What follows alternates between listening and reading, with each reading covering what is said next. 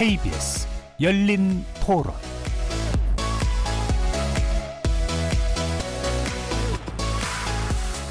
안녕하십니까. KBS 열린 토론 배종찬입니다. 미국에서 활동하는 국제 마약 조직과 공모해 속칭 물뽕이라 불리는 마약류 원료 물질 8톤가량을 해외에 수출한 일당이 경찰에 붙잡혔습니다. 한국이 마약 청정국 지위를 상실한 데 이어 이제는 마약 수출국으로 전락할 위기에 처한 셈인데요. 청소년 100명 중 1명꼴로 마약류를 접한 경험이 있고 최초 복용 시기는 13.2세라는 청소년 마약류 실태조사를 위한 온라인 시범조사 결과 발표돼 충격을 주고 있습니다. 정부는 추석 연휴와 할로윈 시기를 앞두고 마약류 유통 차단을 위한 특별 단속에 나설 예정인데요. 두 분의 전문가와 함께 최근 마약 유통, 범죄 유통 실태와 문제점 짚어보고 현 시점에서 필요한 특단의 대책은 무엇인지 논의해 보겠습니다. KBS 열린 토론 지금부터 시작합니다. 치열한 토론 속에서 더 나은 세상을 찾아갑니다. 올바른 세상을 만드는 첫걸음. 평일 저녁 7시 20분 KBS 열린 토론. 오늘 열린 토론 함께해 주실 두 분 전문가 소개합니다. 검사 시절 마약 사범 잡는 저승사자라고 불렸던 마약 조직 범죄 수사 분야 전문가시죠. 김희준 변호사 나오셨습니다. 안녕하세요. 김희준 변호사입니다.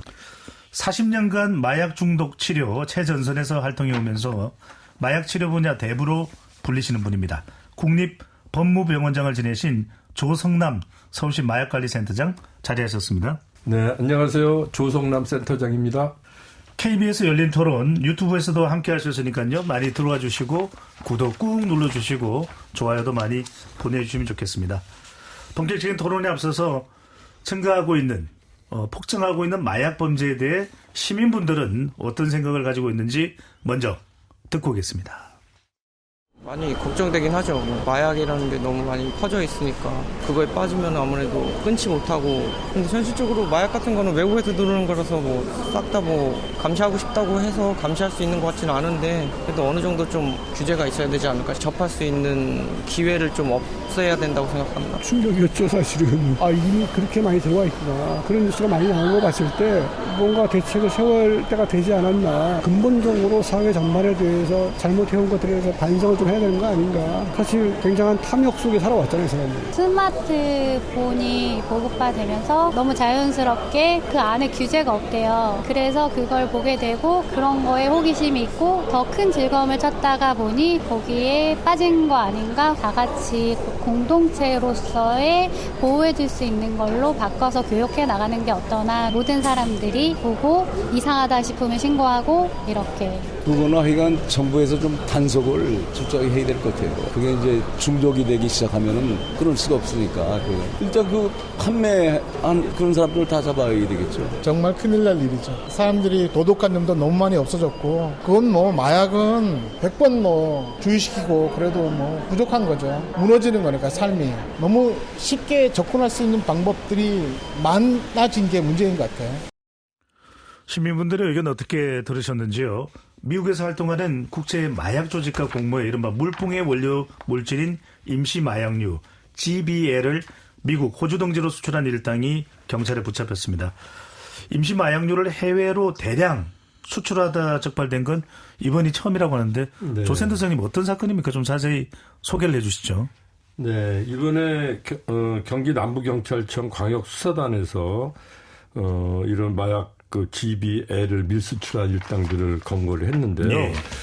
이 밀수출한 A 씨는 작년 6월부터 올해 6월까지 국제 마약 조직원과 공모해서 미국 캘리포니아에 GBL 8,000kg 그리고 호주에 23kg을 밀수출한 혐의를 받고 있어요. 근데 이 사람은 뭘 하는 사람이냐면은 속눈썹이나 가발 이런 미용용품을 수출업하는 업체인데요. 네. 이 미용 가발에 쓰이는 접착제라든가 이런 걸 사용할 때 원료로 GBL이 사용이 됩니다. 이거를 이제 수입할 수 있는 권리가 있죠, 권한이. 그래서 그걸 통해서 GBL을 수입을 해서 국제 마약 조직과 통화해서 외국으로 밀수출한 경우입니다. 네. 자기 가족도 친인척도 범행에 가담했다고 그러고요. 이 GBL은 GHB라는 물뽕이라 그러죠. 그거의 네. 원료가 되는 물질이라 중독성도 강하고 마약류로 분류돼 있고 불법적인 남용되는 약물입니다. 네. 국제 마약 조직원들과 공모됐다. 이런 부분들이 더 심각하다 이렇게 볼 수 있는데, 김 변호사님. 네. 1998년에 필로폰 이제 밀매 사건 수사할 때 이 물뽕의 존재를 최초로 적발을 하고 이름 자체도 물뽕이라는 명칭을 붙이셨어요. 네네네. 자, 관련해서 조금 설명을 해 주신다면요. 예, 이제 그 당시에 제가 강주지검 강력부 검사로 일을 할 때인데요. 그때 이제 마약 수사를 전담을 하고 있었죠. 근데 히로뽕을 밀매하려고 한다는 첩보를 입수를 해가지고 우리가 이제 위장 거래 수사라고 하는데 우리가 매수자를 가장해가지고 위장 거래 자금을 가지고 예. 매매를 시도하는 건데 그걸 이제 다행스럽게 뭐 수차례의 시도 끝에 접선에 성공을 해가지고 그 사람들을 잡아왔어요. 근데 잡아왔는데 보통 이제 그 당시 히로뽕이라고 그랬는데 히로뽕 같은 경우는 뭐 백반가루라든가 사카린처럼 그런 형태로 생겼거든요. 분말 예. 형태로. 근데 큰 생수통 2통을 들고 온 거예요. 그래서 이제 그걸 그 사람들한테 물어보니까 히로뽕이라고 하는데 그래서 그걸 국가수라든가 대검에 감정 의뢰를 했더니 그냥 물로 나오는 겁니다. 예, 그래서 이제 히로뽕이 아니라는 거고 그래서 마약도 아니라는 거죠. 그래서 이걸 이제 계속 추적을 해보니까 미국 오산기지 안에 있는 타이거라는 흑인한테 구매를 했다는 거예요. 그래서 이제 OSI 미 공군 특수사대에 연락을 해가지고 그 미군들하고 미 군속들 그 사진첩을 가져오도록 했는데 결국 이제 타이거라는 흑인은 못 찾고 그 OSI에 부탁을 해가지고 미국 본토에까지 그 물질을 보내서 확인을 해봤더니 GHB라는 그 당시에 미국 내에서도 막 퍼져나가기 시작한 신종 마약이었던 겁니다. 네. 그래서 제가 이제 그걸 발표를 하면서 그 마약의 청정 지역인 강주 전남 지역에서 신종 마약인 GHB가 발견이 됐다. 하니까 이제 기자분들이 우리나라 말로 뭐냐 하니까 제가 원래 히로뽕을 수사하려고 했던 거잖아요. 예. 그래서 이제 물로 만든 히로뽕의 준말 물뽕이다 해가지고 이제 물뽕이라는 단어가 탄생을 했고 제가 이제 그 GHB를 그대로 놔두면 안 되고 마약류로 하는 게 확인이 됐지 않습니까? 예. 그래서 법령 개정 건의를 해가지고 마약류로 지정을 시켰습니다. 물이 아니라 마약류인 물뽕이었던 것이네요. 그렇죠. 예. 물로 만든 히로뽕인데 실제 히로뽕은 아니고 전혀 다른 성분이죠. 그러네요. 예. 근데 물뽕이라는 게 되게 위험한 게 이제 성폭력의 도구로 주로 사용이 되고 그래서 미국에서는 일명 데이트 레이프 드러그라고 불리는 그런 위험한 물질입니다. 연인들 사이에요. 예. 그런 여성들 몰래 타 먹이는 거죠. 네. 더 위험한 겁니다. 김 변호사님, 근데 이번 이 GBL 같은 경우에는 국제 마약 조직과 화장품의 원료를 이제 수입을 한 국내 네. 또 이 조직과 그다음에 국제 마약 조직이 연계됐던데 어떻게 연계가 되는 겁니까? 통상적으로 이제 마약 범죄 같은 경우에는 국제적으로만 이루어지거든요. 뭐 이게 외국에서 밀수입을 해가지고 유통을 시키는 구조로 하든지 아니면 우리나라에서 다시 밀수출을 하는 구조로 하기 때문에 해외에 있는 마약 전문 조직들하고 결탁이 됩니다. 그래서 이런 수사 같은 마약 수사 같은 경우에는 특히 이제 해외 수사기관하고 공조 수사가 되게 중요하거든요. 이번 사건 같은 경우도 이제 호주에 있는 수사기관과 미국의 DEA 마약 수사청하고 공조를 해서 밝혀낸 그런 사건들이거든요. 예. 자, 정말 이게 심각합니다. 이게 우리 국내에 있는 조직이 마약을 국제 조직과 연계가 됐다. 네. 이러면 앞으로 대한민국을 바라보는 시선도 상당히 싸늘해질 수 있는데, 센터장님, 네. 이 GBL 방금 전에 이제 간단하게 김 변호사님께 설명을 하셨습니다만 그 위험성, 이걸 만약에 마약을 하게 되면 네. 어떤 증상이 일어나는 겁니까? GBL은 GHB라는 마약류의 전신 물질이거든요. 그게 우리 몸에 들어오면은 이제 반응을 해서 GHB로 바뀌어요. 그런 이제 반응을 나타내는 건데 그 GHB는 감마 하이드록시 부티레이트라 그래서 원래 기면병 치료제로 쓰는 겁니다. 예. 그러니까 기면병인 건 뭐냐면 갑자기 잠이 쏟아져서 막 길 가다가도 쓰러지거나 할 때 깨울 때 쓰는 약이에요. 그러니까 잠깐 조금 먹이면은 반짝하고 에너지가 생겨서 각성이 되겠네요. 네, 각성이 됩니다. 근데 그걸 이용해서 이제 뭐 파티할 때나 놀 때 젊은 친구들이 약간 먹으면 기분이 업되니까 그걸 남용하게 되는데요. 그게 조금만 양이 지나치면은 의식을 잃게 돼요. 그래서 데이트 강간약으로 남용이 되는 게 상대방 몰래 물이나 술에 타서 먹이면은 의식을 잃죠. 예. 그리고 이제 가수면 상태라 그래서 완전히 의식을 잃는 게 아니라 자기도 비몽사몽간의 행동을 하는데 나중에 깨고 나서는 전혀 기억을 못해요. 뭐가 일어났는지. 그래서 상대방인데 이제 몰래 먹여서 데이트 강간약으로 쓰는 거고요. 이거는 물약으로 돼 있고 이제 색깔도 없고 냄새도 별로 안 나고 제가 이렇게 보니까 조금 약간 그 하수 도물 그런 냄새가 약간 좀 나기는 해요. 그래서 그거를 원액으로 먹는 사람도 있고 그거를 이제 강하니까 희석을 해서 우리 무슨 뭐 이렇게 일회용 그 가글통 같은 거 있잖아요. 예. 근데 담아가지고 조금씩 먹어요. 네. 근데 이게 효과가 한두 시간밖에 안 가거든요. 반가기가 짧아요. 그러면 또 이 금단 증상이시면 갑자기 하다 안 하면 막 불안하고 선망 상태도 오고 막 공황 상태도 오고 그러거든요. 그래서 이제 계속 이걸 조금씩 먹게 돼요. 하루 종일 술 취한 사람처럼 되고요.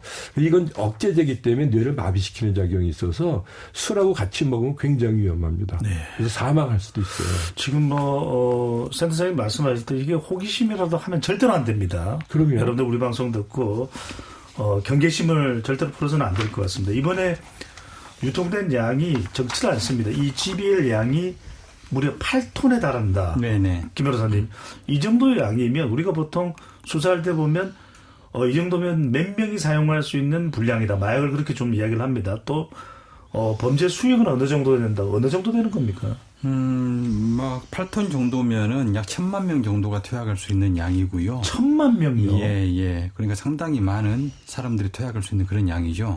그리고 이번에 그 수사 결과를 보면은 그 경찰에서 기소 전에 추징 보존 조치를 했는데 추징 보존 조치라는 것은 이제 범죄 수익에 대해서 미리 보존 조치를 하는 거예요. 예. 그 사람 재산들을 가압류를 해놓는 건데 최소한 18억 2천만 원 정도의 범죄 수익을 얻었다. 뭐 그렇게 지금 보고 있습니다. 예. 그리고 아까 이제 물뽕에 대해서 말씀하셨는데 보통 이제 일반 마약 같은 경우에는 자기 자신이 많이 투약을 하는데 이 물뽕은 사실 남성들이 여성들을 성폭력하기 위해서 몰래 타 먹이는 그런 마약이에요. 그래서 아까 우리 센터장님도 말씀하셨지만은 가수면 상태에 있어가지고 본인은 기억을 하지 못하는데 상대방이 시키는 대로 움직이는 그런 특성이 있습니다. 그래서 술집이라든가 나이트클럽 같은 데서 이제 부킹을 한 다음에 남성들이 그냥 호텔방까지 데리고 가는 거예요. 예. 예. 정말 범죄와도 이어질 수밖에는 없다라는 그런 또 점에서 강조를 해주셨는데, 김 변호사님 먼저 좀 설명해 주시죠. 마약 청정국 이야기를 했던 것이 엊그제였습니다. 근데 우리나라가 어쩌다가 이렇게 마약 범죄가 증가돼버린 걸까요? 우리가 여전히 지금 뭐 마약 청정국이라고 이야기를 하고 그런 환상에 빠져 있는 분들이 많은데 사실 통계적으로 보더라도 보통 이제 공식적인 것은 아니지만은 유행 기준으로 보면은 인구 10만 명당 20명 미만이면은 마약 청정국으로 분류를 해요.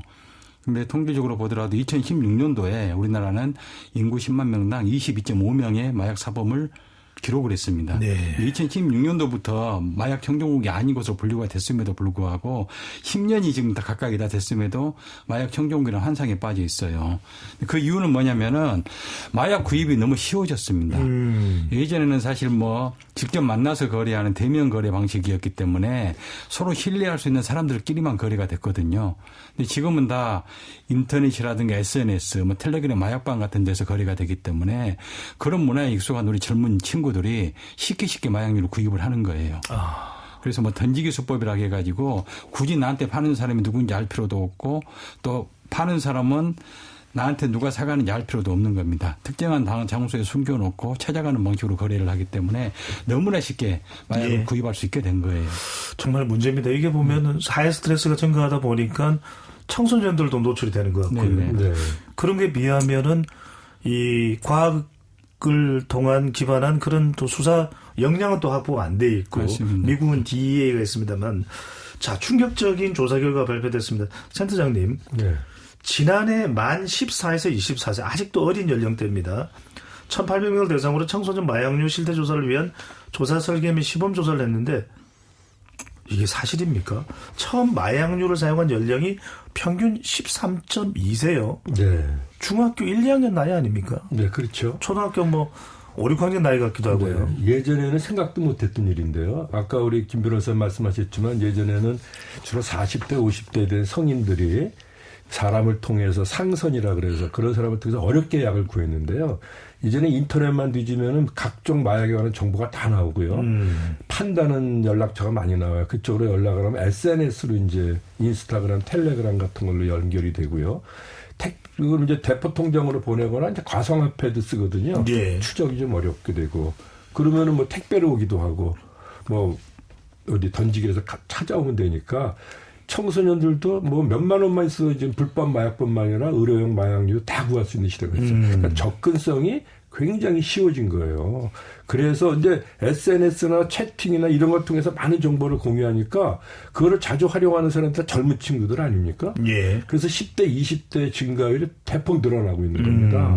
그래서 이제 젊은 친구들이 채팅을 하다 보면은 뭐 좋다 그러면은 자기들은 또 공식적인 자료보다도 자기들끼리의 비공식적인 자료를 더 신뢰하는 경향이 있죠. 그래서 젊은 애들이 이제 펜타닐 같은 패치도 아주 무서운 약이거든요. 예? 그것도 뭐 2mg만 투여해서 사망하는 건데 그거를 젊은 애들이 뭣도 모르고 서로 좋은 거다 그러면서 공유하면서 같이 사용하는 경향도 있고. 잠깐만요, 센터장님 말씀하신 그 펜타닐이 미국 사회에서 심각한 문제가 되고 있는 그 펜타닐입니까? 맞습니다. 마약성 진통제로 뭐 암 환자나 말기 환자들이 다른 진통제를 쓰다가 소용이 없을 때 마지막으로 선택하는 거거든요.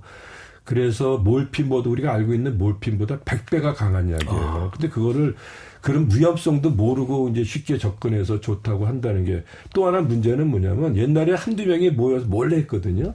지금은 청소년들이 모여가지고 공개적으로 한다는 거예요. 이게 이제 클럽 문화나 이런 것처럼 옛날에 60년대 이제 유럽에서 미국에서 그 레이브 파티가 유행했거든요. 예. 몇십 명에서부터 몇천 명까지 모여가지고 이렇게 공개적으로 하는 그런 데서 많은 마약들을 했는데 우리나라도 이제 그런 문화가 들어온 것이 아니냐. 이제 클럽 문화가 많이 활성화가 됐잖아요. 예. 청소년들이 또 그런 걸 동경하고 그래서 이제 어린 친구들한테서부터 접근성이 쉬워지기 때문에 이제 기하급수적으로 이제 늘어나는 상황이다. 선생님 방금 전에 이제 청소년 말씀하셨는데 이런 이야기가 들리더라고요. 공부방 같은 곳에서 여러 명 모여서 뭘 하나 이렇게 봤더니 마약을 했네. 네. 그런데 그 마약을 한 이유가 집중력을 높이고 심지어는 또 살을 빼기 위해서 약물을 했다. 네. 근데 실제로 효과가 있습니까? 효과 없습니다. 무슨 얘기냐면 그 각성제, 메틸페니데이트 네. 각성제는요. ADHD, 그러니까 주의력 결핍 과잉 행동장애라는 진단이 있어요. 청소년 소아아이들한테 많은 겁니다. 아이들이 산만해가지고 가만히 있지를 못해요. 그럴 때 이제 메틸페니데이트 각성제를 주면은 좀 차분해집니다. 예를 들면은 A라는 물질이 부족해져서 문제가 나오잖아요. 그러면 A라는 물질을 채워주면 정상화될 거 아니에요. 그 메틸페니데이트나 각성제는 이 정상화시키는 물질입니다. 근데 정상적인 수준을 가지고 있는 사람이 이 물질을 남용하게 되면 과도해지죠. 그러면 각성 효과가 크게 나타나서 여러 가지 이제 중독성도 나타나고 문제가 심각해지는 거죠.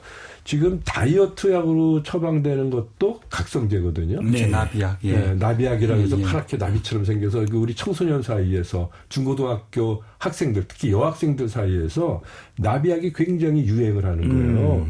그거 먹으면 살 빠진다. 연예인들이 이렇게 마른 형태를 보고 그거를 또 따라 하려고 쉽게 살을 빼려고 하다 보니까 자꾸 각성제를 찾게 되죠. 네. 각성제는 뇌를 깨우는 약이잖아요. 그래서 잠이 안 와요. 그리고 배고픔을 잘 못 느낍니다. 그래서 우리가 비만 치료할 때 BMI라 그래서 체질량지가 30 이상인 그런 비만인 사람한테만 줘야 되고요. 네. 16살 미만한테는 처방하면 안 되게 돼 있어요. 근데 그런 거를 이제 비만 치료한다고 해서 그 나비약을 찾는다든가 이것도 일부의 의원에서는 또 과다하게 처방해 주는 데가 있어서 아이들 사이에 유행이 돼가지고 제 환자들도 그래요. 어디 가서 구하냐? 보령시에 가면 어떤 의원에서 많이 준대요. 맞습니다. 또 세종시에 있어요. 가면 찾았어요. 이렇게 해서 지방까지 원정을 갑니다. 네. 그래서 저희가 식약처에서 자문회의 할 때 한번 건의를 한 적이 있어요. 나비약 그러면 이게 이제 상징성이 있으니까 그거를 그냥 일반 약처럼 동그랗게 만들어서 구분할 수 없게 만들자. 그렇게 권유를 하자 그랬는데 제약회에서 그걸 들어주겠어요? 네. 네, 그런 것들이 좀 문제가 되고 있습니다. 좀 구체적으로 조 선생님께서 말씀 주셨는데 지역명을 한 것은 일종의 사례를 든 것으로 네. 이해를 해 주시면 될 것 같습니다. 자, 방금 전에 우리가 뭐 인터넷이라든지 또는 SNS를 통해서 이 거래가 이루어진 것은 뭐 그렇다 치고 그건 이제 수사의 범위를 또 최대한 또 더 넓혀야 된다고 보는데 네네. 의원 이야기를 해주셨어요. 병원 네. 이야기를 해주셨습니다. 변호사님, 첫 사용 경로가 약국 또는 병원이다. 이 조사 결과를 보면요. 현행 병원과 약국 처방 관리 시스템에 뭔가 허점이 있다 이렇게 봐야 될까요? 예, 사실 이제 마약류가 여러 가지 종류가 있는데 갈수록 이제 문제가 심각해지는 것은 의료용 마약이에요. 의료용 마약류가 더 심각한 것은 의사가 처방을 해주기 때문에 거기에 대한 위험성에 대한 인식이 좀 부족하거든요. 안전하다고 생각을 하는 겁니다. 그래서 아까 말씀하셨다시피 뭐 공부 잘하는 약으로 알려져 있는 뭐 메틸페니데이트, 페니드라는 상품으로 그렇게 팔리고 있는데 네. 그것도 쉽게 처방을 해주잖아요. 그리고 그게 뭐 주의력 결핍 환자에 대해서 집중력을 높여주기 때문에 공부 잘하는 효과가 있을 거라고 생각을 하는데 사실 미국의 뭐 로드 아일랜드라는 대학에서 연구를 했는데 오히려 정상인이 투약을 하면은 단기 기억력을 떨어뜨리고 학습 능력을 저하시킨다라는 그런 연구 결과도 있어요. 근데 지금 IQ가 한 10에서 20% 떨어지는 걸로 조사가 됐습니다. 맞습니다. 오히려 역작용이 일어나네요. 그렇습니다. 예. 근데 이제 오인을 해가지고 자꾸 이제 그런 약을 찾는 학부모들이 있는데 굉장히 잘못된 행태고요. 그러한 행태들이 이제 벌어지고 있는 것은 너무나 쉽게 처방해주는 일부 무분별한 의사들 때문이에요. 그래서 이제 그렇게 쉽게 처방해주는 병원 리스트가 마치 성지락 해가지고 공유가 됩니다. 그래서 그런 성지로 분류가 되어 있는 그런 병원을 찾아다니면서 처방을 받은 다음에 약국에서 구매를 해서 유통을 시키는 그런 이 시스템인데 사실 그게 이제 문제가 됐던 게 마약류를 처방을 하려면은 다른 병원에서 처방을 받은 내역을 확인할 수 있도록 의무화를 했었어야 되는데 우리나라에서는 의무화를 하질 않았었어요. 그러다가 지금 이 작년 6월 달부터 일부 마약류에 대해서는 의무적으로 확인할 수 있는 그런 시스템을 구축해 놓긴 했는데 아직까지도 약간 부족한 상황이죠. 네.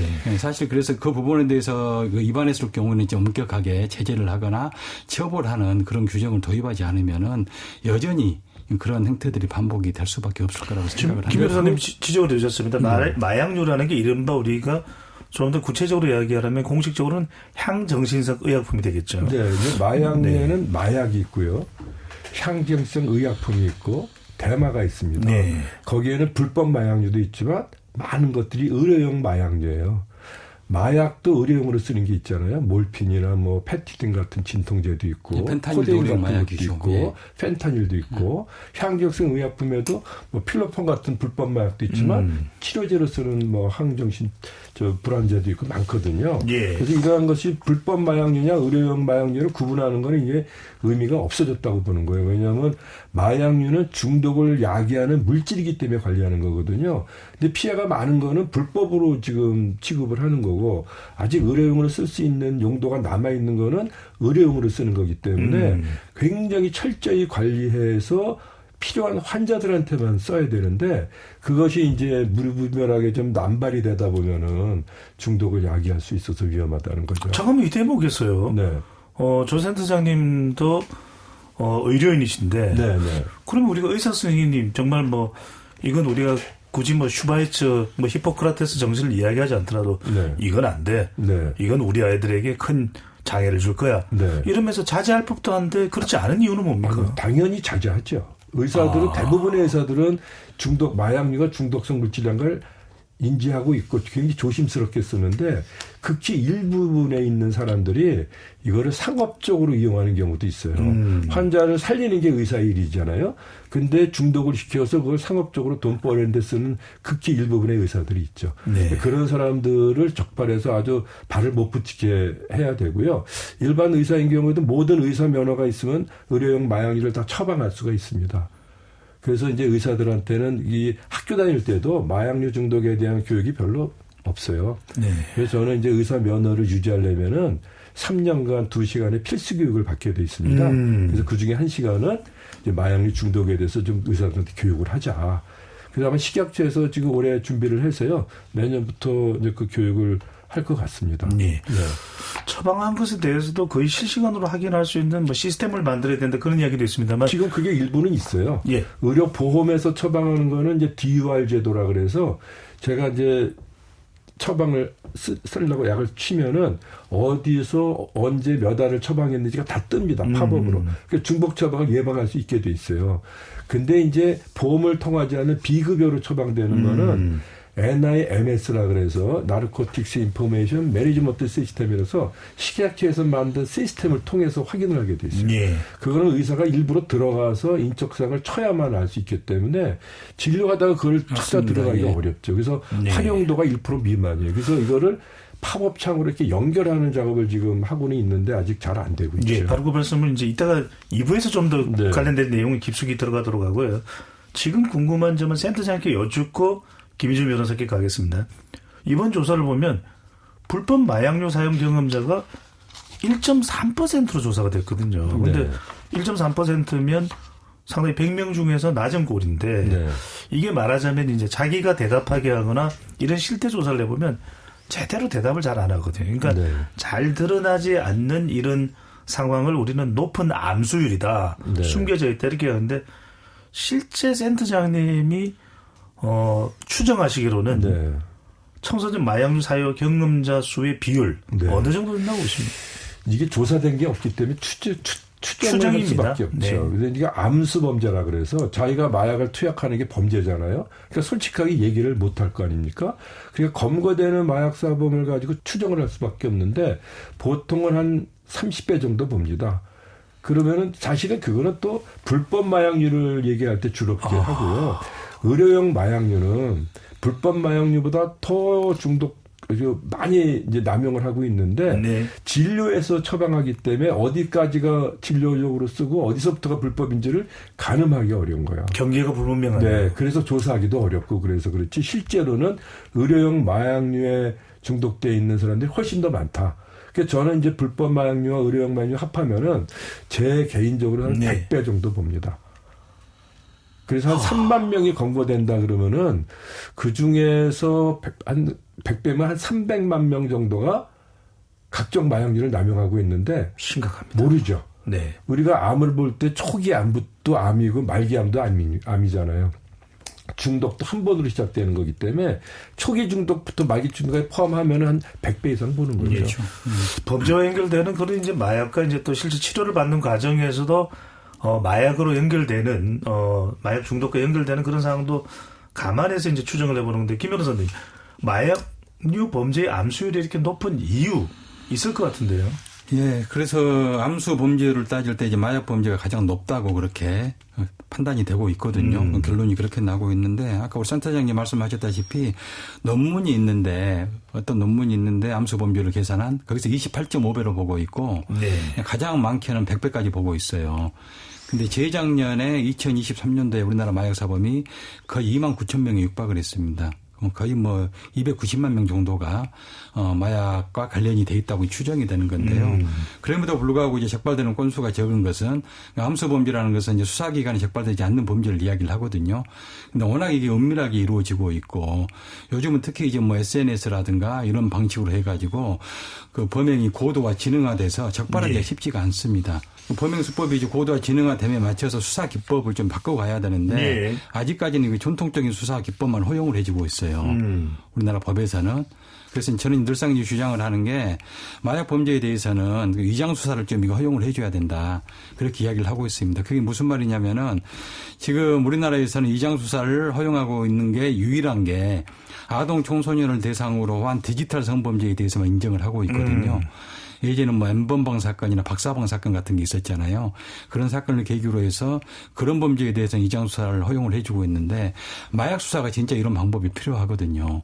그래서 텔레그램 마약방이라든가 각종 SNS 마약 거래방에 수사관이 잠입을 해가지고 좀 신분을 숨기고 해서 오랜 기간 동안 동태를 살피면서 그 마약 조직의 전모를 밝힐 수 있는 예. 그런 수사 기법을 도입하지 않으면은 우리나라 마약 문제는 갈수록 더 심각해질 수밖에 없을 겁니다. 이거 안 여쭤볼 수가 없습니다. 네. 김 변호사께서는 정말 대한민국 마약 이 수사의 선구자라고 해도 과언은 아닐 텐데 베테랑이신데 이건 여쭙고 싶어요. 이 정도 수준이면 KDEA가 있어야 되는 거 아닙니까? 그러니까 미국의 마약 단속국이 DEA면 네네. 한국에도 이렇게 고도화된 검사 또는 수사진이 구성되어 있는 조직이 지금 있습니까? 없습니까? 지금 없죠. 사실 마약 수사 기능이 검찰, 경찰 수사 기능은 그렇게 분류가 돼 있고 나머지 식약처라든가 이게 교육부라든가 국정원이라든가 이렇게 다 흩어져 있어서 예.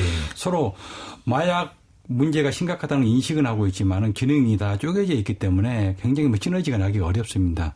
그래서 저는 그래서 기회가 있을 때마다 우리나라도 이제 마약청을 좀 도입을 해야 된다. 그 마약청이란 게 단순히 수사하고 단속만 하는 게 아니라 예방부터 수사, 단속, 그다음 치료, 재활까지 전체적으로 아우를 수 있는 그 통합적인 컨트롤 타워가 있어야 된다라고 저는 주장을 하고 있습니다. 자, 이야기도 우리가 해보긴 할 텐데 말씀하셨던 대로 예방 교육 정말 심각하니까요. 수사, 단속 또 치료, 재활까지 이어져야 되는데 그러기 위해서는 조 센터장님 정확한 통계가 필요합니다. 근데 이 보고서 방금 전에 말씀드렸던 청소년 이 마약 실태가 상당히 심각하다라는 것이 이제 파악이 됐는데 보건복지부가 1년이 지나도 심층 조사를 진행하지 않고 있다. 이건 어떻게 받아들여야 될까요? 네. 저는 예산 문제라고 보고 있습니다. 보건복지부에서 마약류에 관심은 가지고 있는데 예산이 너무 적고요. 그다음에 이게 암수범죄이기 때문에 자세하게 자기 얘기를 안 하기 때문에 고도의 기법이 필요합니다. 조사 기법이. 예. 돈이 많이 들죠. 그리고 몇 명만 가지고 하는 게 아니라 많은 사람을 대상으로 해야 되는데요. 예를 들면 미국 같은 데는 이제 마약류 관련 예산이 얼마냐 그러면 530억 불입니다. 1년에. 65조 원이에요. 네. 근데 그 두 가지로 나누는데 수사한 데 드는 비용하고 예방 치료한 데 드는 비용으로 두 개는 나누거든요. 근데 예방 치료하는 비용이 53%예요. 그러니까 반 이상이 치료, 재활, 예방에 들어가고 있죠. 우리나라는 대부분이 이제 수사에 들어가고 있고 치료, 재활에 들어가는 비용은 극히 일부분이에요. 그래서 이런 예산이 없으니까 조사를 할래도 일부 지역적인 조사밖에는 안 되니까 그거 갖고서 전국적인 규모를 추측해낼 수가 어렵죠. 우리 마약류 관리하는 법률에도 정기적으로 실태 조사를 하게 돼 있습니다. 근데 예산이 너무 없어서 제대로 된 조사를 할 수가 없죠.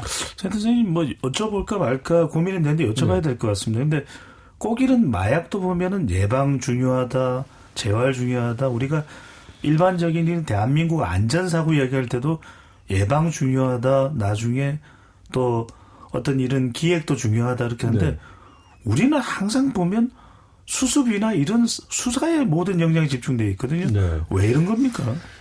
글쎄요, 실적 위주의 문제가 아닐까 생각을 합니다. 실적이라는 것도 건수 위주가 되는 얼마나 많은 건수를 내가 달성을 했느냐를 가지고 평가를 하다 보니까 예방이나 이런 거는요, 효과성을 보기가 굉장히 어려워요. 내가 예방 활동을 열심히 했는데 그 효과가 어떻게 나타나는지를 검증하기도 어렵고, 이제 치료 효과도 검증하기가 굉장히 오랜 시간이 걸리고 그러거든요. 네. 그러니까 이제 그런 데에 대한 문제가 하나 있고, 또 하나는 일반적인 국민들의 의식이 뭐냐면 마약류를 남용하는 거는 범죄로만 인식을 하고 있고 이게 치료가 필요한 질병이라는 개념이 별로 없는 거예요. 저도 한 40년 가까이 많은 마약류 중독자를 치료해오고 있지만 한 사람도요, 중독이 되고 싶어서 약물을 남용한 사람은 보지는 못했어요. 전부가 다 한 번에 호기심으로 그냥 이 정도는 어때? 그러고 했는데 나도 모르게 1년, 10년, 몇십 년씩 마약에 중독이 돼서 고생을 한 사람들이죠. 그래서 이게 마약 범죄는 두 가지 아닙니까? 공급사범이 있고 투약사범이 있단 말이죠.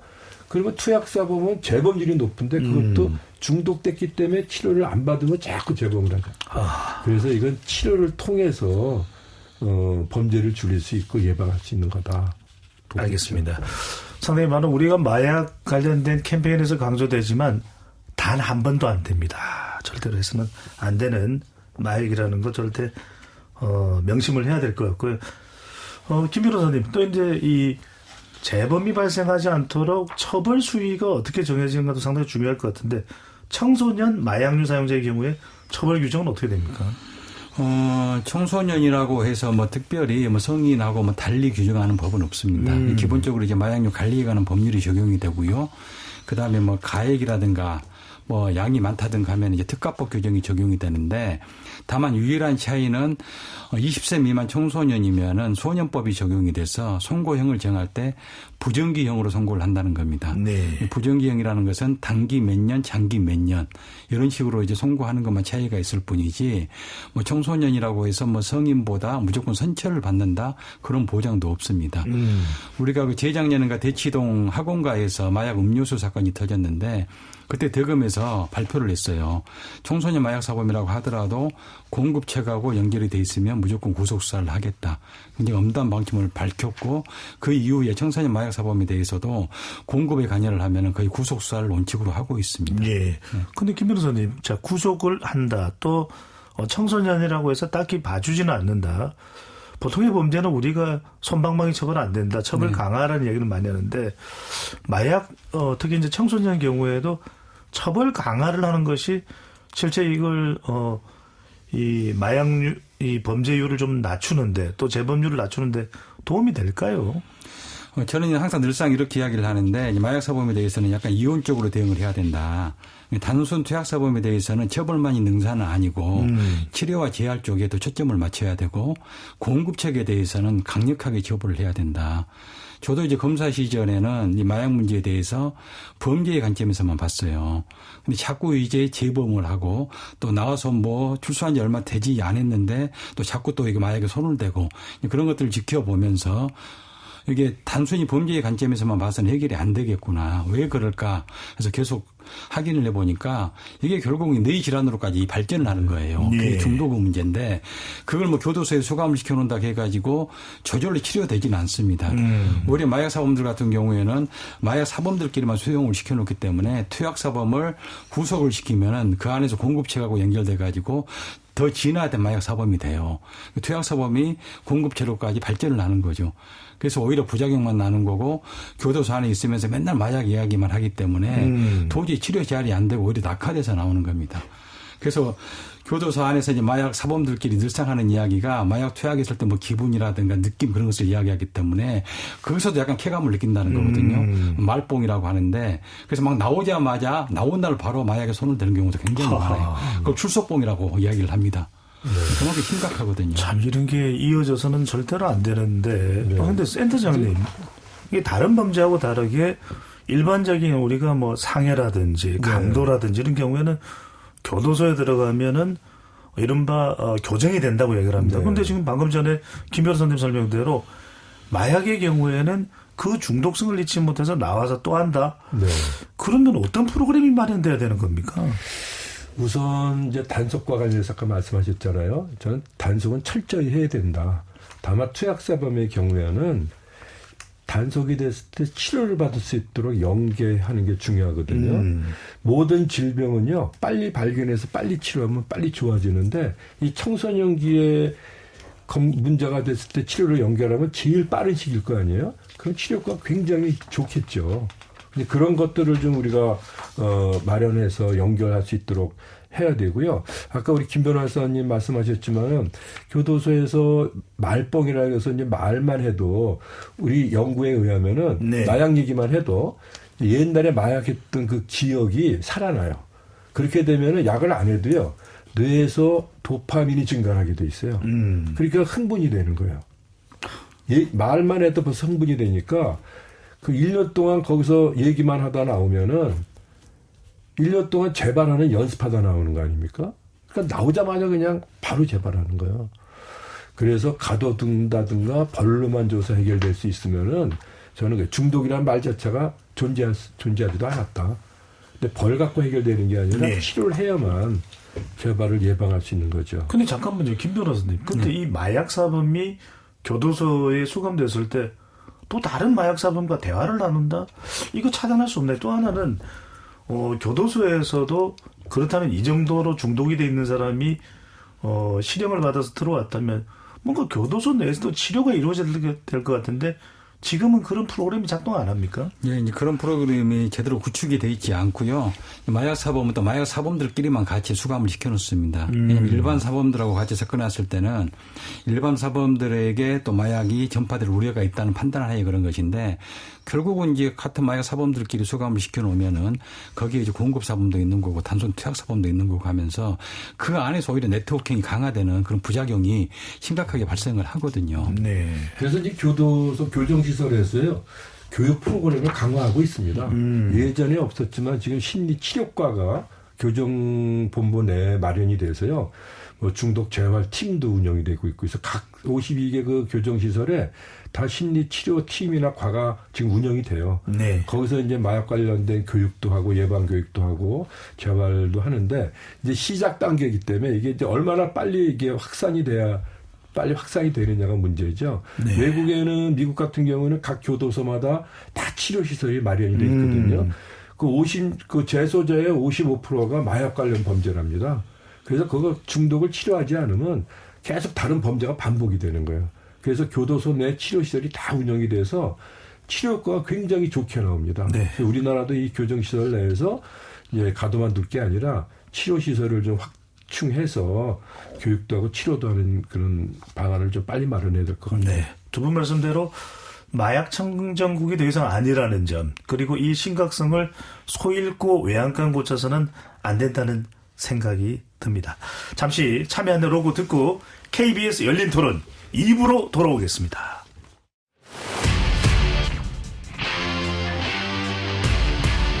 토론에 정답은 없습니다. 토론이 세상을 바꿀 수도 없습니다. 하지만 질문은 새로운 세상을 만들 수 있습니다. 질문으로 올바른 세상을 만드는 첫걸음, KBS 열린 토론.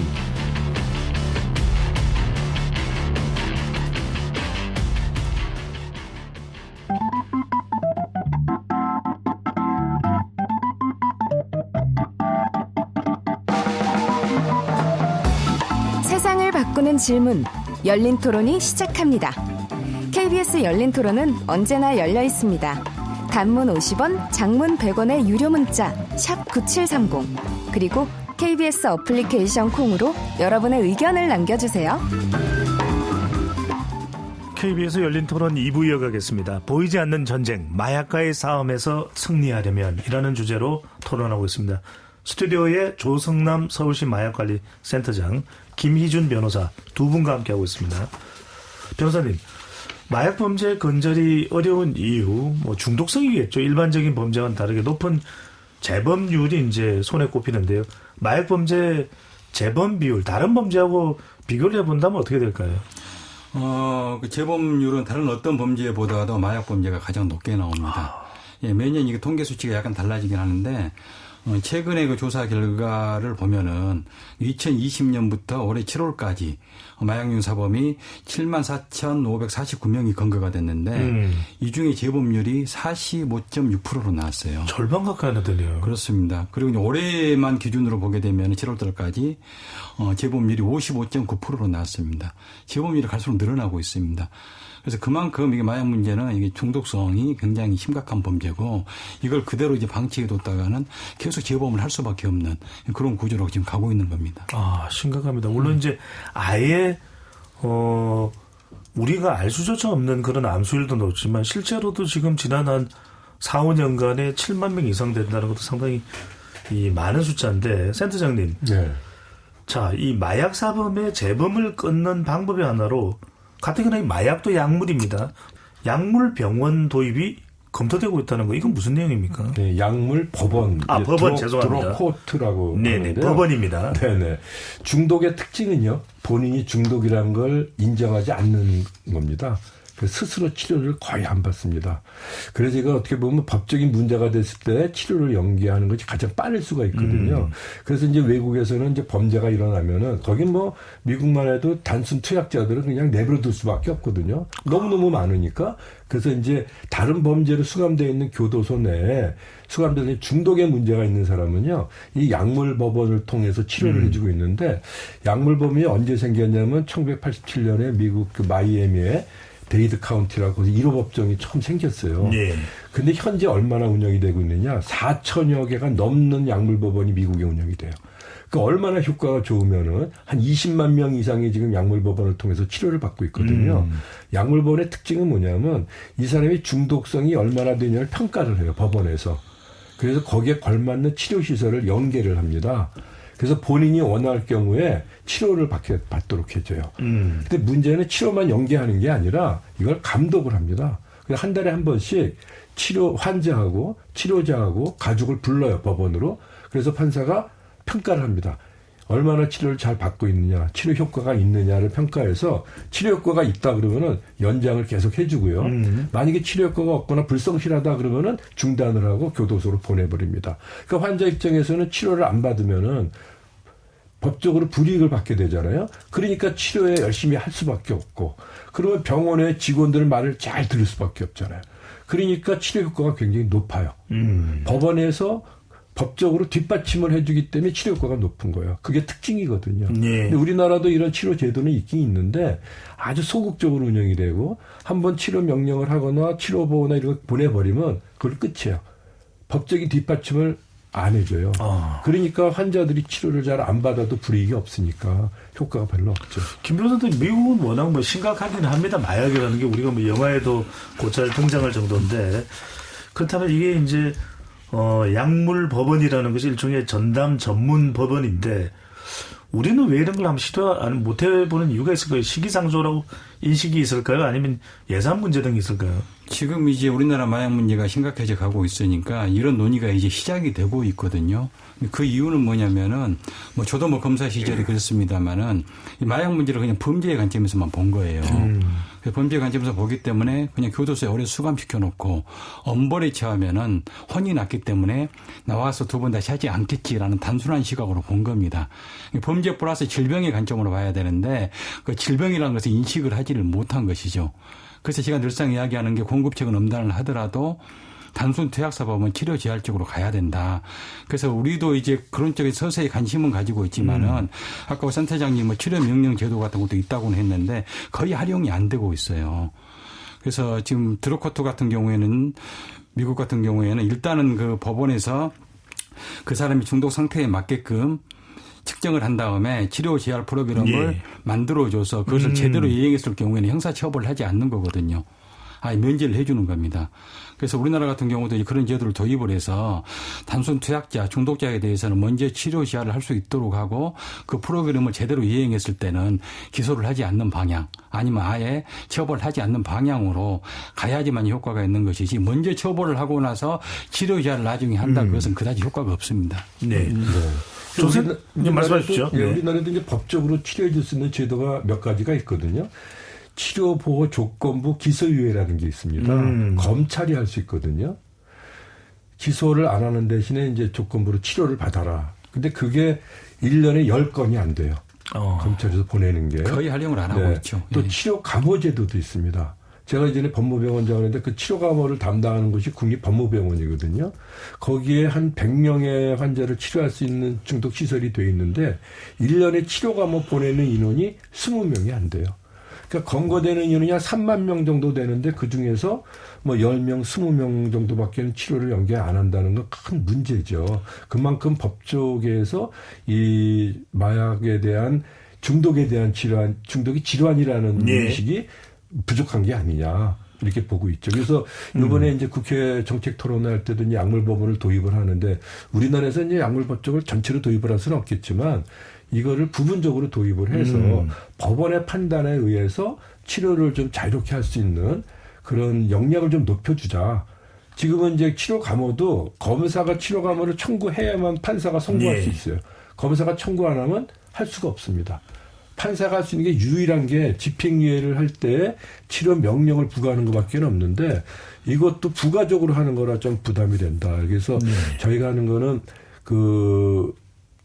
그러니까 치료 조건부로 집행을 유예하는 제도도 만들고, 일본에서는 그게 제도가 활용이 돼요. 그래서 일부 집행유예 제도라 그래서요. 징역을 3년 받으면은 2년 동안 수감 생활하고 나면은 1년은 치료받는 조건으로 집행을 유예한다든가, 또 치료받는 조건으로 보석을 허가하는 제도 활발히 운영이 되고 있어서 초기부터 치료를 받을 수 있도록 연계를 하고 있죠. 아니, 그럼 김 변호사께 여쭤봐야 될 것 같은 게, 뭐 공급형 범죄자가 아니라 투약형 범죄자인 경우에 사실은 자기 자신에 대해서 범죄를 저지른 거나 다름없지 않겠습니까? 그렇다면 우리 뭐 역량이 뛰어난 김 변호사께서 긴 검사 시절에 그랬습니다만, 충분히 그런 치료를 연계해서 검사가 명령을 내리고 구역 내용에 포함을 시켜도 좋을 법한데 안 되는 이유가 뭡니까? 그래서 방금 우리 센터장님도 말씀을 하셨지만은 저도 검사 시절에 그랬어요. 네. 질병이라는 그런 인식 자체가 없습니다. 그냥 범죄라는 그런 인식만 가지고 있기 때문에 사실 제도적으로는 활용할 수 있는 제도들이 있음에도 불구하고 범죄의 관점에서만 보기 때문에 그런 제도를 활용을 하지 않는 겁니다. 우리 검사분들도 마찬가지고 판사분들도 마찬가지고요. 그래서 빨리 인식의 전환이 필요한 거고 이게 이제 중독 문제라는 것은 치료나 재활하지 않으면은 절대 해결되지 않는다는 네. 공감대가 형성돼야지만이 이런 문제가 좀 해결될 수 있을 것 같습니다. 네. 또 하나의 문제는 뭐냐면 중독의 질병을 이해 못하는 것 중에 하나가 치료를 한번 보냈거든요. 근데 또 재범을 했어요. 그러니까 나쁘게 보는. 넌 치료를 보내줬는데 또 재발했어? 너 나쁜 놈 아니야? 이런 인식이 있는 거예요. 나쁜 사람으로 이제. 나쁜 사람으로. 네. 그러니까 중독은 재발이 많은 게 특징이거든요. 근데 치료 효과라는 거는 하느냐 안 하느냐만 가지고 따져서는 안 되고요. 예전에는 일주일 만에 재발했는데 치료받고 나서 한 달 만에 몇 달 만에 재발이 된다. 또 재발이 되더라도 예전처럼 심하게 하지 않고 약하게 하고 또 병원으로 찾아온다든가 이런 효과성을 검증을 해야 되거든요. 일을 안 하든 못 하던 사람이 일을 하게 된다든가 이런 것들을 판단해서 효과성을 보고 예. 그런 재발이 되더라도 그걸 통해서 또 치료에 집중을 할 수 있는 기회가 되도록 쭉 치료받을 수 있도록 하면 되거든요. 획일적 평가가 아니라 효과성을 좀 제대로 체계적으로 검증하는 것이 그렇죠. 맞지 않냐는 말씀이신데 지금 또 조 센터장님은 서울시 또 마약관리센터장으로 계십니다. 네. 자, 지역사회와 연계해서 이런 재발 방지 또 재범 방지 또 마약 범죄율을 낮추기 위한 노력이 필요하다면 어떤 걸 좀 역할을 할 수가 있을까요? 뭐 지역사회나 네. 지자체나 또는 이 투약하는 그 범죄자 외에 주변에서 뭐 무엇인가를 해줄 수 있는 노력이 있을까요? 그렇죠. 지금 뭐 검거되는 인원이 극히 일부분이니까요. 나머지는 지금 마약을 중독이 돼 있는데도 이제 치료도 제대로 못 받고 있는 사람들이 있으니까 또 드러날까봐 두려워서 누구한테 얘기도 못 하고 쉬쉬하고 있으니까요. 서울시에서는 이제 그 익명 약물 검사라 그래서요. 본인의 신분을 노출시키지 않고 본인이 원하는 소변 검사를 해서 약물이 어느 정도 되는지도 알려주고 그게 양성이 나왔을 때 치료로도 연계하는 프로그램도 하고요. 우리나라는 중독을 치료하는 병원이 몇 개 없어요. 그 뭐 힘들다 그러고 그래서 잘 안 해요. 치료를 담당하는 의사도 굉장히 부족합니다. 그리고 지자체 중에서는 그래도 서울시에서 처음으로 체계적인 치료를 위한 마약관리센터를 요번에 이제 만든 거죠. 예. 그래서 이제 입원 치료도 할 수 있고 외래도 할 수 있는 체계를 만드는데 이건 병원만 갖고 되는 게 아니거든요. 병원은 해독을 한다든가 또는 위기 상황 때 집중적인 치료를 해서 안정화시키는 역할을 하고 또 외래를 꾸준히 이제 다니면서 이제 치료 효과를 보는 가장 좋은 인자가 뭐냐면 얼마나 오랫동안 치료자와 만남을 가지고 있느냐거든요. 그래서 외래 치료가 제일 중요합니다. 네. 그리고 가족이 없거나 지지가 부족한 사람들은 혼자 살면 위험하거든요. 그런 사람들은 장기간 같이 지낼 수 있는 치료적 공동체, 이 재활센터가 필요하거든요. 근데 그런 데가 없어요. 국가에서 운영하는 데도 하나도 없고 또 입원할 수 있는 병원도 부족하고 그래서 민간에서 이제 회복자들이 운영하는 재활센터가 3군데 있을 정도니까요. 네. 이거를 지자체에서 병원도 만들고 재활 기구할 수 있는 24시간 재활센터도 만들고 그다음에 상담센터나 이런 데랑 연계해가지고 네트워킹을 해야 효과적인 치료가 돼요. 네, 지금 좀 센터장님 여쭤볼게요. 지금 마약 이 중독되어 있는 사람들을 어떻게 치료하느냐, 재활하느냐가 중요하다는 말씀인데 물론 이제 물리적으로 치료하는 것도 있겠지만 정신적으로도 상담을 통한 치료도 상당히 중요할 것으로 보이는데 이런 특화된 인원이 의료 인력이 어떻습니까? 좀 충분합니까? 어떻습니까? 너무 부족하죠. 너무 부족하죠. 특히 의사들이 너무 부족합니다. 요즘 전문가들도 양성 교육을 여러 군데서 하고 있기 때문에 네. 전문가들은 지금 많이 나오고 있는데 그 사람들이 취직을 해서 일할 수 있는 것이 부족한 거예요.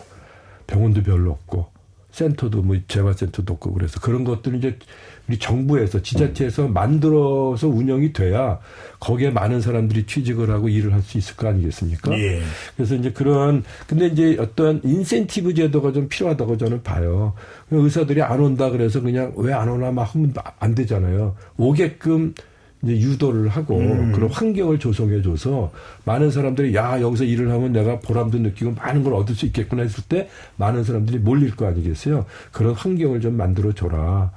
그래서 이제 뭐 쉽게 얘기하면 뭐 물질 쪽이 연봉도 네. 좀 높게 하고 연구도 활성화할 수 있게 하고 어디 가서 뭐 강의도 하고 이런 교수 같은 신분을 가지게끔 하면은 많은 사람들이 몰려올 거 아니겠어요. 일을 네. 하겠다고. 그럴 때 골라 뽑아가지고 일을 시켜야 되는데 하려는 사람이 없으니까 누가 오세요 해가지고 한 사람이 오면은 전쟁 나갈까봐 네. 일을 못 시켜요. 이런 인프라도 상당히 중요한데 아까 이제 김 변호사님께서 말씀하셨던 대로 수사 범죄 차원에서도 이 치료는 반드시 포함될 필요가 있다라고 말씀드렸는데 그럴 때 생길 수 있는 이슈 중에 하나가 바로 이제 재원 확보하는 것도 물론 기본적으로 필요한데 당신 치료까지 받으세요 하면은 이 사법 권한이 너무 확대되는 거 아닌가. 그러니까 이제 당신 뭘 잘못했어요라는 차원을 넘어서서 치료까지 받으세요. 언제까지 이런 건 논란이 되지 않을까요? 그래서 이제 그 처벌하고 치료 지하라고 연계를 해야 되는 거죠. 치료도 받고 처벌도 받아라 하면은 사법의 권한이 지나치게 강화되는 건데 결국은 우리의 최종 목표는 그거잖아요. 두 번 다시 하지 않도록 하는 거잖아요. 다시는 재범을 하지 않도록 하는 것을 국가에서 그런 시스템을 마련을 해줘야 되는 거고 치료 재활 쪽에 집중을 하면서 단순 투약자들 같은 경우에는 정부에서 마련한 그 중독자한테 맞춤형으로 제공하는 그런 치료 프로그램을 따랐을 경우에는 처벌까지 가지는 않는다. 그런 걸 만드는 게 굉장히 중요한 거죠. 예. 자, 센터장님, 네. 이제 가령 우리가 이제 치료를 받을 때 뭐 이제 중독자들이 재범률이 뭐 획일적으로 다 좋아지는 건 아니라고 말씀하셨습니다만 실제로 이런 치료와 재활 프로그램에 참여하는 사람들의 반응이 중요할 것 같아요. 네. 많이 도움이 된다. 그럼 또 입에서 입으로 전해질 수 있을 것 같은데 어떤 반응들이 나옵니까? 사실 이제 젊은 사람들 특히요.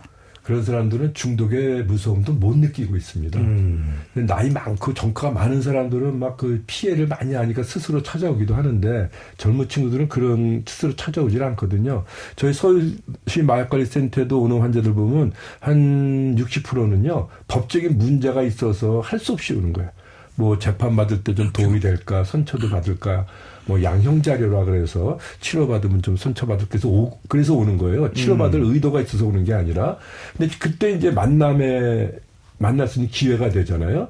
그랬을 때 만났을 때 이제 중독이 어떤 질병인지 설명을 하고 그동안에 마약 때문에 얼마나 고생을 했는지를 하나하나 이렇게 따져보고 얘기하다 보면은 나중에 많이 울어요.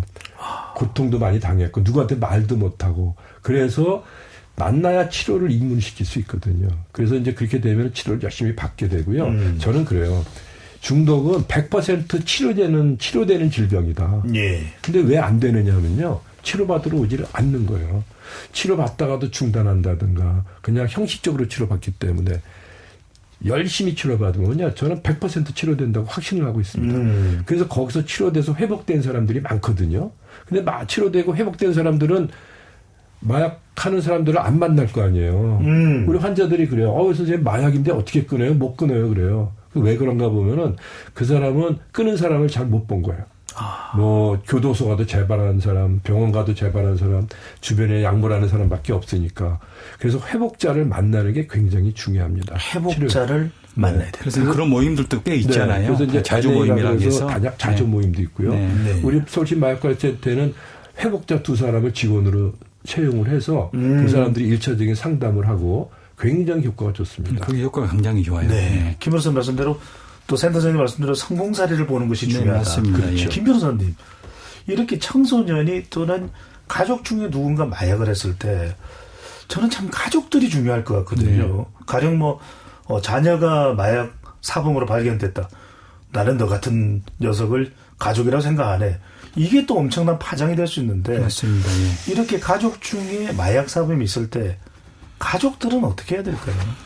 우리가 그 재작년에 좀 충격적인 그때 뭐 마약 그 사건 뉴스가 보도가 됐었는데요. 네. 아까 뭐 지금 처음으로 시작하는 그 연령층이 뭐 13.4세라고 그랬는데 그때 14세 여중생이 그 히로뽕을 투약을 하고 그냥 널브러져 있는 것을 부모가 발견해서 어머니가 발견을 해서 수사기관에 제보를 해가지고 그게 이제 전모가 밝혀졌는데 그 여학생이 필로폰을 구입하는 과정이 텔레그램 마약방을 통해서 구입을 한 겁니다.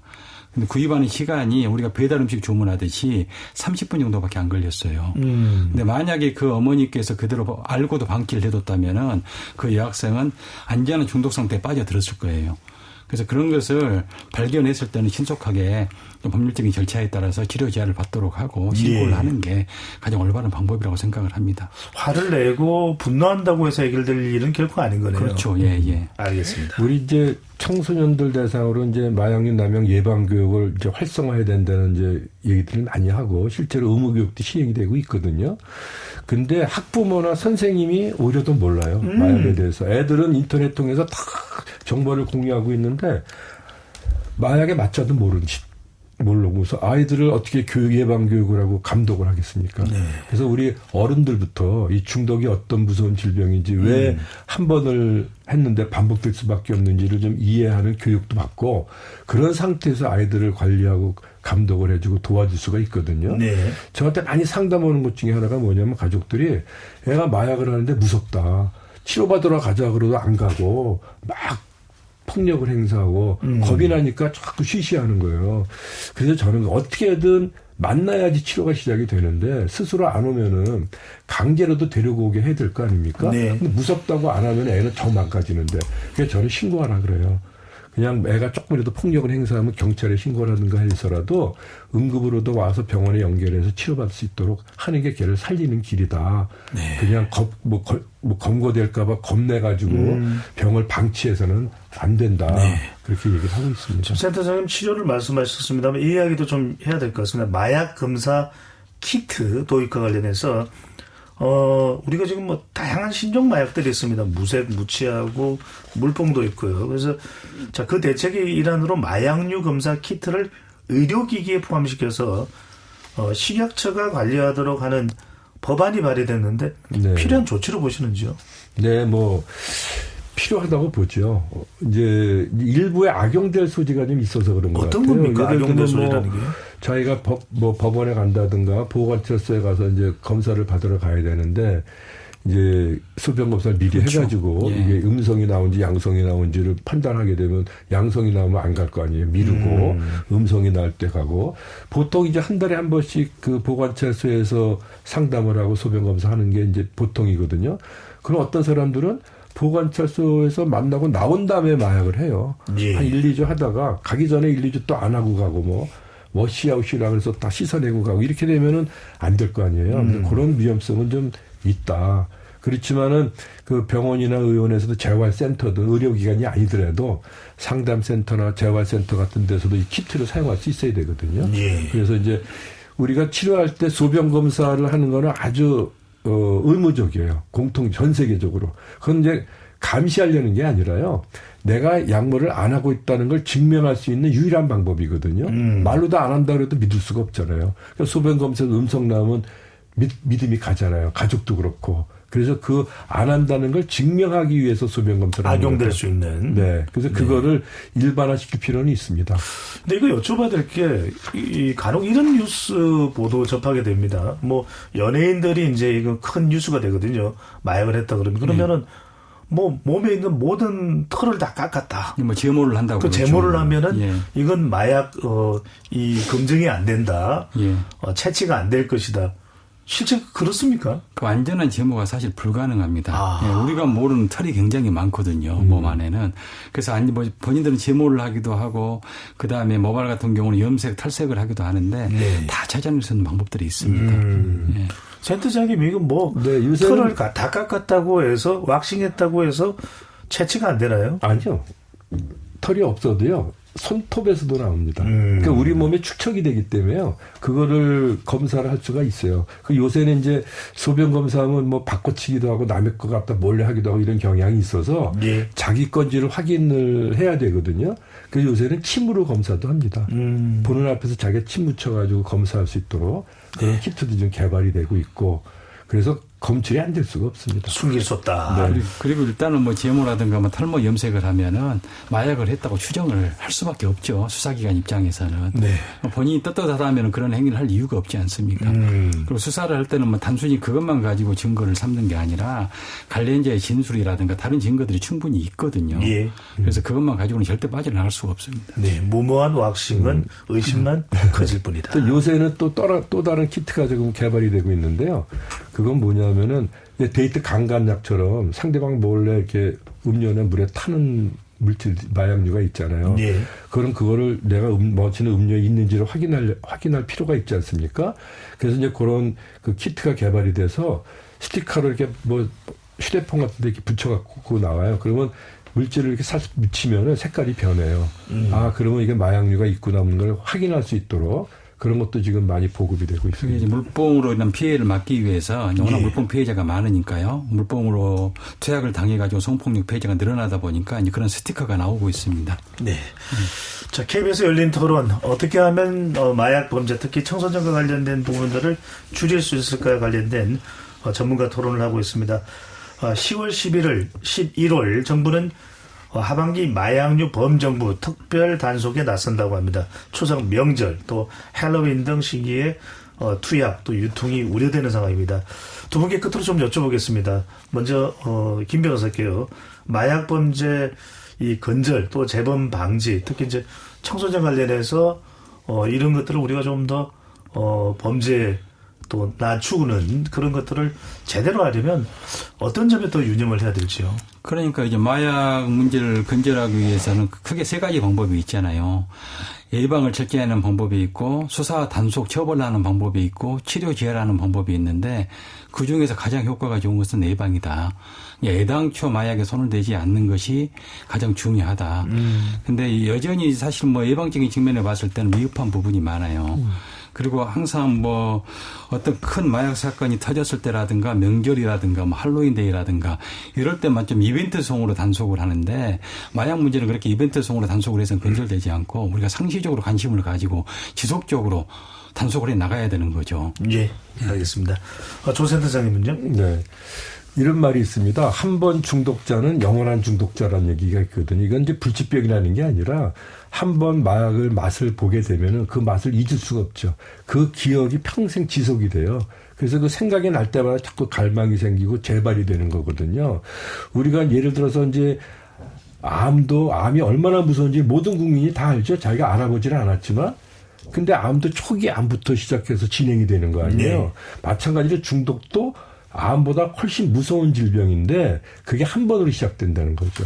그래서 우리가 중독이 진짜 무섭구나. 근데 그게 딱 한 번으로 시작된단 말이야. 이걸 이해하게 된다면은 네. 한 번도 하면 안 되겠다는 생각이 들 거 아니에요.